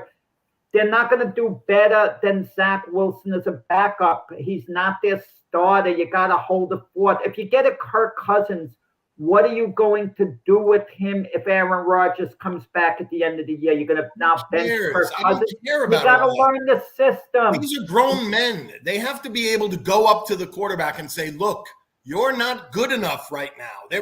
They don't want to wound him. Oh, don't hurt his feelings. Don't bring in a good quarterback because I'm talking about Aaron Rodgers. They're going to go up to Aaron Rodgers and say you sit out the rest of the year and you're the backup to Kirk Cousins. No, they're not going to say that. They're going to say to him, you're not playing next week against the Giants, even though on Fantasy Island you think you are. You think you got to learn a system. You can't just go to a new team and take over. This isn't playground ball. It takes weeks. They could have signed Teddy Bridgewater. They could have signed Teddy Bridgewater weeks ago. These guys were available. These guys are available because they didn't get it done elsewhere. They kicked around the league. They're not the answer. How's your day going? So anyway, this is a good sign. You want to know why? Because we know the Jets in the hunt. When Aaron Rodgers was hurt, everybody thought the Jets season was over. They're 3-3. Yeah, listen, that's good to me. I think they're playing very well right now. We'll see what happens down the road. Aaron Rodgers are saying that he's suggesting plays, so I don't know why they brought Staley in. I imagine Staley is going to sit down until Rodgers, starts playing again. Then he'll start calling the plays again. But they're saying that Aaron Rodgers is calling some of the plays. Rodgers isn't calling the plays. He's making, I'm sure, some suggestions, and that's it. I'll tell you what, there you to go. be honest with you, if you look at the Jets' schedule for the next 3 years, and I'm not saying it's going to happen, but there's a possibility they could be 6-3. 3 games. Giants, the Chargers, and that's at home, and then they go to Las Vegas. And they could beat those 3 teams. I'm not saying it's going to happen, but they could be. It all starts with the Giants winning today. All right.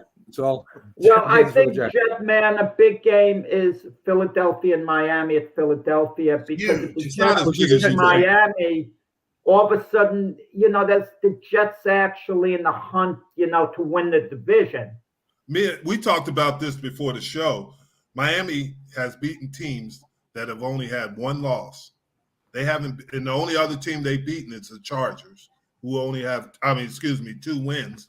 Most of the teams they beat have had one loss. They lost to Buffalo in Buffalo, and Buffalo was the best team they faced. I don't think they're going to compete with Philly, not in Philadelphia. So I love Well, yeah. what I Jim- mean, it's set up perfect that the Jets upset Philly last week because Philly's going to need to win today. They're going to want to, this is a big game. And if they knock them off, now they have 2 losses and we're Guys, right Philly there. has the same problem the Jets had last week. Their corners are out. They're weak there, and we know about Miami's passing attack. So that might be a big problem. It's going to be a great game. I think Philadelphia's offensive line and defensive line will dominate this game. That's where they're going to win the game. I agree. You're not going. They're going to be all over Tua today. They're going to do what Buffalo did to them, but even worse. I think that Philly at home, after getting beat last week, they're going to come in fired up, and they're going. I think they're going to dominate. Yeah, I think they're going to really get after them because I do too. They're going to physically. Now nobody stops Tyreek Hill, but they're going to control the other receivers and running backs. Well, if you can get some hits on Tua, you might control Hill too, as long as you start hitting on that quarterback. The only thing that I'm impressed with Miami is their running game, and that's one thing that gives them. Yeah, but remember the guy that was doing all the running is hurt. He's out for a while. Yeah, but the new guy that came in Mostert, though, ran is good 400 too. yards last week too, Jim. Mhm. Yes.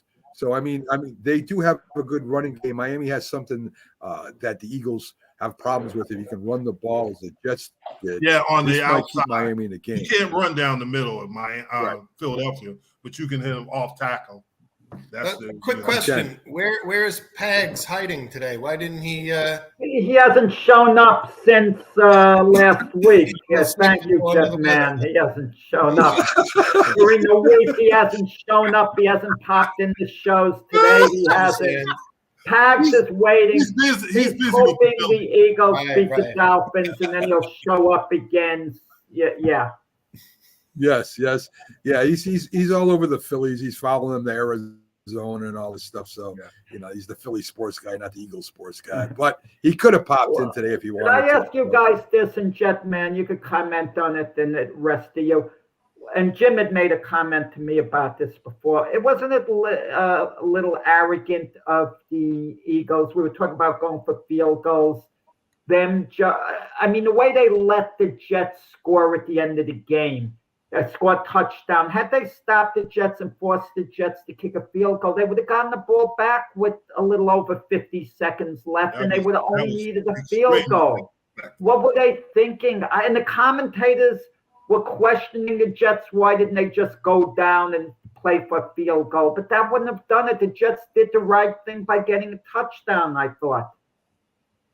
Yeah. Either way, I mean, there was no way if they scored again, a touchdown or a field goal to take the lead, Philly, that we were going to score. We They got had to two timeouts left, the Eagles. That's my point. They could have Right. stopped the clock, and then time would have ran off the clock on third down. They just would have kicked a field goal, and there would have been something like 52 seconds left. No timeouts for the Eagles, but it's workable. You just have to hit 120-yard pass and then spike the ball, and all of a sudden you're in business. Yeah, I mean, I think the Jets got to the 10-yard line 5 times in that game. And every time they got to the 10, the next play, they're at the 26. I mean, it was just like Wilson is just not – he is just not the guy. I think that might have been – could have put that game away. I think that might have been – he's all you got right now. Well, let me ask Jetman this. The trade deadline's coming up. If someone calls you up, you're the GM, they offer you a 4th-round draft choice right now for Zach Wilson. You trade him for 4th-round pick and then go with Trevor Siemian. No, but all 3 of them, I don't know which one I want to start. And the last game of the season, if Rodgers isn't ready to play, maybe we start Tim Boyle because Zach Wilson cannot beat the Patriots. And I don't want to Let me throw this. Jetman, let me All right. Jack. Let's get to the rest of the games because it's become Jets hour again. Listen, that was one of the worst coach games I think Sirianni had since I've seen him coach over there. San Francisco at Minnesota, a lot of again key injuries. I don't know who's playing, who's not playing, who's 100%. Supposedly Debo, Christian McCaffrey, and Trent Williams. Last thing I saw were all out. Minnesota has problems playing night games for some reason with Kirk Cousins there. This could be an upset, and I keep saying that. And everybody said, "Well, Minnesota's defense ain't that good," but they played pretty well last week. And even without Justin Jefferson, they still won, and they beat it. So, what do you think, Jetman? I'm going to ask you. Do you think they're getting 7 points, Minnesota at home against San Francisco, who's beat up? Do you think Minnesota has a chance? They do have a chance, but I think I would take the Niners to win. I think they right the ship. They were humbled a little by Cleveland's defense last week, but I think they turn it around and they do what they need to do. They go to 6-1. I mean, Brian Flores, the Viking defensive coordinator, is going to have him blitzing a lot, but Brock Purdy's a cool customer in there. I mean, Vikings are just better. I wouldn't overthink this game. Vikings probably win something like 20. I mean, the 49ers, probably win something like 24-14. I mean, they're just flat out better than the Vikings. I wouldn't overanalyze this game. I think Jim, I think the 49ers will win, but I wouldn't be shocked if the Vikings win because they got to win a night game someday. It might not be in our lifetime, but I think that it might be. They got to win one night game. Kirk Cousins can't lose every night game. It's a funny thing. There's always one game during the week that happens that nobody expects, and there's reasons that this happens. And everybody, I didn't see that coming. San Francisco got beat last week. They got beat last week because a lot of injuries. Christian McCaffrey got taken out. Debo Samuels didn't play. Trent Williams was out, and Cleveland's defense shined against a injured, hobbled San Francisco 49er team that almost won. So I don't know. I think this might be the game that shocks a lot of people. I think this is a game that might Minnesota wins maybe in the fourth quarter on a field goal or something. So I think it's going to be a better game than people think. We've been talking about Washington against the Giants. I did take the Giants with the points. The Giants have owned the Redskins the last 3 times they've played. I think Daniel Jones has like 13 touchdowns against them in the last 3 games. I don't know. Yeah, right. And Saquon Barkley has had big games against them. There's something. I think he has a big game. There's something and they make about, up for those the red zone disasters last week. I think the Giants roll today. We'll see. I don't know if they man. I think the Giants break out today, have a big game, win this. I'm hoping the Giants win. I'm pulling for the Giants. I don't know if the Giants. I don't even know if the Giants can roll. Can they roll, Jim? I don't know if there's such thing as roll that comes with the Giants. Right? I'm gonna go with. I think Washington win the game, but I'm. How many quarters is it that they haven't scored a touchdown? So like 3 games. You mean in the first quarter? You're talking about? I don't know, any quarter. If they scored touchdowns, I think they scored a touchdown last week. I think, if I'm not mistaken. And they scored a lot in Arizona, right? Because they came back. Well, that game, that second half, they were. Yeah, lights out. So anyway, the Commanders, Giants in New York should be an interesting game. I think this is it for the Giants. If they don't win this week, they have no shot at all getting to 500. And I don't care if they play who they play after this. I don't care. Let me ask you this question then about that: is it the ball's fault or is it just the personnel, the rosters? There's fault to go around everywhere there. I think it's his second year, and we forget that because he had such a great year last year. The Giants surprised everybody, and I think they're a team. They're measured against success of last year. They're kind of a victim of their own success. No, you know what? Last year they were. Last year they started 6-1. How did they end the season? The last 10 games they were 3-6-1. So really, they're picking up I'm from where saying, they Jack, left off. what I'm saying, Jack, and they're not picking up where they left off because they won a playoff game. What I'm saying is that I don't think anybody expected the Giants to win those games and go to the playoffs in his first year. I don't think anybody expected that. And when you get a team that does that, you expect them to do it again. And even though they don't have the team that they want yet, they're still drafting, they're still making moves. They're not ready yet. And I hope they get to 500. I don't think they will. And What do you think about Waller? You think Waller have a good game today? I think Waller is still in his first year too. And he just came over and he's playing best he can, but he's not what they thought he was this year. Anyway, maybe next year. I think Waller's going to have a better game today because his wife just won the WNBA championship, and he's all. Well, there you go. There you go. That's possible, I guess. But anyway, I think the Giants pull it out today, and I'm going to pick them. But I wouldn't. They got to win today. Pittsburgh and the Rams, a really interesting game to me because the Rams are a lot better than people thought. Pittsburgh can beat anybody with their defense on any given day. I mean, you can't predict Pittsburgh either. So, do they sack the Rams quarterback? Do they get to him? Do they cause fumbles? Do they intercept? I mean, this is pretty much. This might be the best game of the week, guys. I'm serious. This might be the best game of the week. So does what happens? What do you think? Do you think the Rams can continue surprising people, or does Pittsburgh come up, Jack, and get another surprise upset? Honestly, I have no clue in this game what's going to be. I mean, the Pittsburgh offense has been struggling. The Rams only 3-3. I mean, it's not like they've been playing great, but they were expected to be in a rebuilding mode after winning the Super Bowl a couple of years ago. And the idea that they're competitive has surprised people. I feel the Steelers, with their defense, the defense overall is just a little bit better. I think they win something like 19-16. Well, it's going to be a home game for Pittsburgh to me. In Los Angeles. Yeah, in Los Angeles, it'll be a home game because we travel well.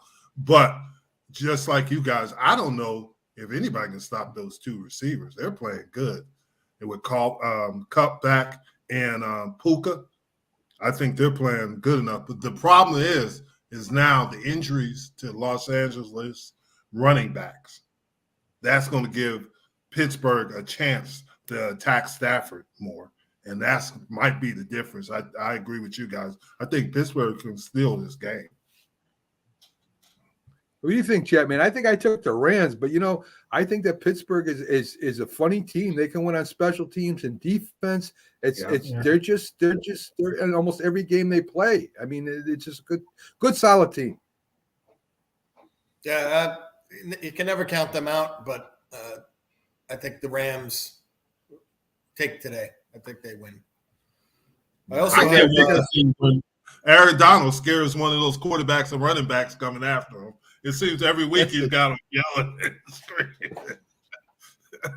And what else were you going to say, Jetman? I know you're going through them. I think. What do you guys think of the Chargers Kansas City game? I think it's a possible upset. Yeah, I like the Chargers to upset the Chiefs today. I don't know. It depends on Justin Herbert how his thumb or finger, pinky finger is doing, or whatever it is with Justin Herbert. I'm not sure. By the way, Jetman, Zach Wilson was the first quarterback to ever statistically outplay Patrick Mahomes in the different categories for a game. They showed the stats. The only one in Mahomes. Oh yeah. That makes sense. That makes sense because of the Jets' defense. Everyone said Hurts had such a bad game. Why do you think? Because the Jets' defense is stacked. That's why. I'm talking about Patrick Mahomes. I know. But everyone last week they just beat the Eagles. Everyone said, "Oh, I'm not going to argue with such you. a bad game." I think I'm I'm gonna do. I think I want to do this one day. I think I'm gonna maybe have Jetman and Jack do a podcast called "Love Jets," Jets Love or something. No, we're We're on the same side. Man and me on the Just same let them page sit there. except for Let's Zach sit there and Wilson. argue. He wants to just get rid of Zach Wilson. I'm saying to keep going with him. That's the only difference. I understand. We're on the same page otherwise. It would be.